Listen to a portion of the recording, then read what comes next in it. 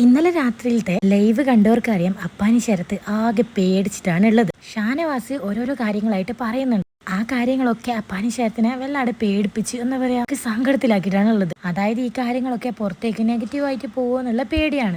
ഷാനവാസ് എന്താ പറഞ്ഞെന്ന് വെച്ചാല്, ഞാൻ കാണിച്ചു തരാൻ, നിനക്ക് സമയം വരട്ടെ, എല്ലാ കാര്യങ്ങളും ഞാൻ പറയുന്നുണ്ട്, നീ ഇതിന്റെ അകത്ത് ചെയ്തു കൂട്ടി എല്ലാ കാര്യങ്ങളും പുറത്തേക്ക് പറയുമേടാ എന്നൊക്കെയായിരുന്നു. ഇതൊക്കെ കേട്ടതിന് ശേഷം നന്നെ കോയിന് മാതിരിയായിരുന്നു അപ്പാനി ശരത്ത് നടക്കുന്നുണ്ടായത്. സംഭവത്തിൽ വെറുതെ സ്ക്രീൻ സ്പേസിന് വേണ്ടി കോമ്പ് പിടിക്കാൻ വേണ്ടി ചിലപ്പോൾ ശ്രമിച്ചതാവാം. അതിപ്പോ എന്താ പറയുക, ഗെയിമിംഗ് ആണെന്നൊക്കെ പറഞ്ഞിട്ടു കാര്യമില്ല. പുറത്തേക്ക് എന്താണ് പോകുന്നതെന്നൊന്നും ഇപ്പൊ നമുക്ക് പറയാൻ പറ്റൂ. സംഭവത്തിൽ അപ്പാനി ശരത്ത് വിചാരിച്ചത് ഇതൊന്നും ആരും ശ്രദ്ധിക്കില്ല എന്നാണ്. എന്നാലും ഷാനവാസ് കാര്യമായിട്ട് ശ്രദ്ധിച്ചിട്ടുണ്ടായിരുന്നു.